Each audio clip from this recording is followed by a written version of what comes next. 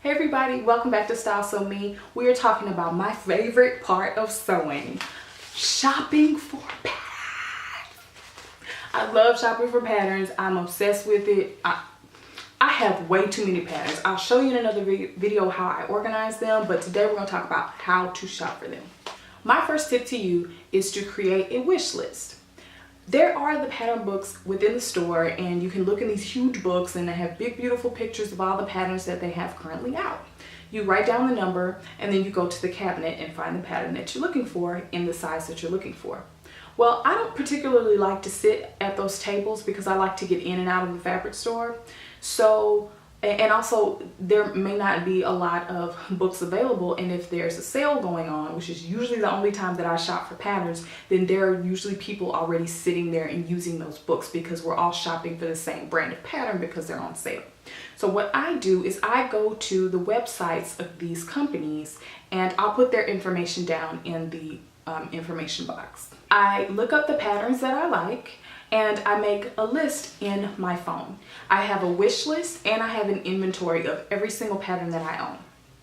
It makes it much easier for me to just grab my wish list whenever there's a sale going on, go to the store, go straight to the cabinet, bypass all of the hoopla at the table with everyone waiting for the same book, and I get my patterns and I get in line and I go.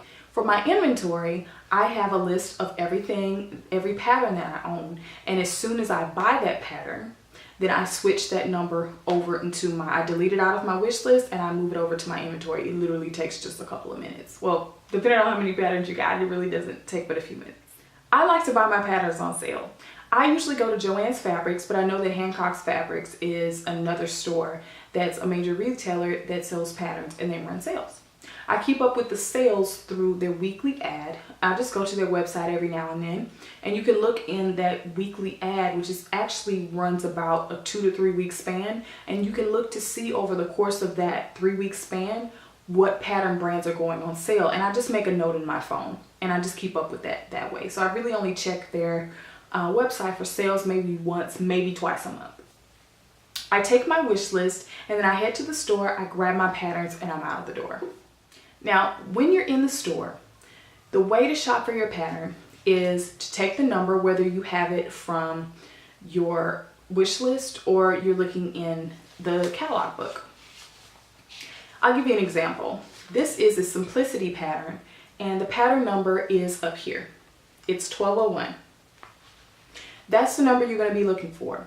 The cabinet in the store will be labeled Simplicity, and then the patterns will be in a numerical order. So you're going to look for 1201, and there usually are 2 sets of sizes. Sometimes they're one size, it depends on the garment, or sometimes they're 2 sizes. This Simplicity pattern runs US size 6 to 14. So the pattern sizes are not the same as the retail sizes, which are considered vanity sizing. And even still, we know that some stores, their sizing isn't really universal. You may wear one size in one store and one size in another. Well, this is a completely different ball game. So let's flip to the back of the pattern. Now, on the back of the pattern, it has a lot of information here, and it can be overwhelming, but I'm going to break it down for you, okay? Okay, let's start at the top. This pattern is a set of skirts. The first section up here are the recommended fabrics.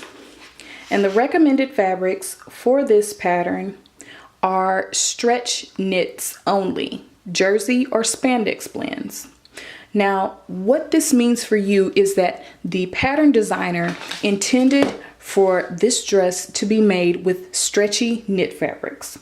This does not mean that you have to stick to that, but for the basics of learning, we're going to stick to the pattern designer's recommendations.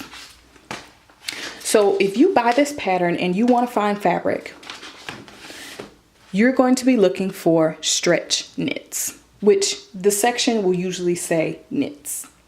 Jersey and spandex blends will all be intertwined in there. Now on the bolt of the fabric, which is the big cardboard rectangular shaped fabric that you will see. The cardboard is the base. It's actually what the fabric is wrapped around.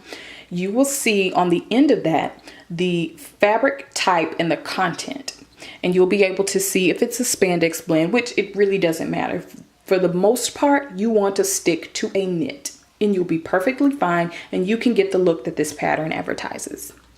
The next section is notions, and the notions recommended here: thread, and that's it. You'll often find more information here, such as buttons, zippers, what size the zipper is, and any latch, hook and eyes, any latches, anything, any supplies other than fabric that you need to create this look is what you're going to find in the notions section. When you go to the store, you're going to ask for the notions section. Very easy. And you're going to look for some thread. Now your thread should always match the fabric that you pick. Since this is a skirt, we are concentrated on the waist measurement only. You need to know your measurements here, which is why we talked about in the sewing tools for beginners why you need a tape measure. You would look for your waist measurement on the pattern, and you find what your waist measurement is, and you go straight down and find what the pattern size is. And that's the size that you're going to cut on the pattern. Another tip is all views worn 1 inch below the waist. It gives you a hint on where you're going to be measuring. Next section explains to you how much fabric you're going to need and how much of the supplies you're going to need. This actually, I'm just noticing that you're going to need some elastic here. I don't know why they didn't put that in the notions, but you will need additional supplies. So it's always a good idea to, when you purchase the pattern, if you plan on making this garment anytime soon, that you want to make sure that you have the supplies on hand. Here, you're going to see views A and B, C, D, E, and F, all on the side of the pattern. And depending on what you want to sew, you'll look at that letter and you'll reference the side here that tells you how much fabric you need to buy under your size. So let's say I'm a size 12 on this pattern and I want to do view B. So I am in this column because I'm a size 12, which is right here, based on the waist measurement given on the pattern. If I want to do view B, then I'm told on the pattern that I need 1 1/4 yards of fabric. View B is here. Now, the number below tells you the width of the fabric that you want. Fabric comes in a few different widths, but the most common widths are 45 inches and 60 inches. Now, there may be some variation there, and you may see a lot of 55-inch width fabric. That's fine. You can make it with 60 inches, or with 60-inch recommendations. But to be on the safe side, I would probably order just a little bit more fabric. Now, with a 60-inch fabric, you are going to need, for a size 12, 1 1/4 yards. As a rule of thumb, always buy a little bit more fabric than you need. This accounts for any adjustments that you need to make. I know for myself, I always have to make fitting adjustments, and especially for skirts, I always have to lengthen the pattern, which means I'm lengthening the front and the back piece of the fabric, and that takes up additional fabric. So I'm more than likely going to need a little bit more than 1 1/4. I'm probably going to need 1 1/2 yards of fabric. But as a rule of thumb, I always buy 1/4 to a 1/2 yard extra fabric, because I'd rather have too much fabric than not enough after I've already cut it and I'm just in a bad situation at that point. Now, if I'm doing view B, I am up here and it says views A, B, and C. I need elastic. I need 1 1/4 yard of 1 1/2 inch wide elastic. So I need to purchase that as well. And elastic is very cheap. I tend to buy mine in bulk, so with various sizes, so that I'm always prepared. Now, if you only have 1 inch fabric, 1 inch elastic on hand, that's perfectly fine. You'll learn to improvise and be creative with your designs, because This pattern, always think of this pattern as a blueprint, as a suggestion. The next section here, in a very, very important section, is the finished garment measurements. It includes design and wearing ease. Design and wearing ease is basically your measurement, or whatever the measurement that's indicated up here for, where is it, size 12? It's your measurement plus whatever the design ease, which is included in the pattern. It's basically what gives the garment its shape. It took it from a basic skirt block into what it is now. These are loose skirts. So for me, I personally wouldn't be that concerned with the finished garment measurements, but for a fitted garment, this is very, very, very important.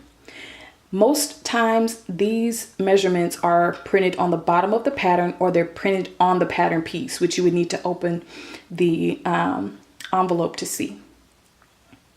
One more section that I'd like to talk about is right up here at the top. It's called the pick a knit rule. What it is a gauge to show you about how much stretch the designer intended for this garment to have. I usually don't use this because, like I said, if you just stick to the general suggestion the designer put on the pattern, then you really won't need this. But if you ever have a question about how much stretch this garment is asking for, then you would simply hold up a piece of fabric about this width. I'm just going to use a piece of scrap fabric that I've cut down to approximately this length. So I've got a piece of knit here, and I want to see if it's stretchy enough to accommodate this pattern. So I'm going to start here, and then I'm simply just going to give it a stretch. So this knit works perfectly fine, and it stretches back. So I hope you enjoyed this overview on sewing patterns and how to shop for them. If you have any questions, make sure to comment below and I'll be happy to answer. Bye.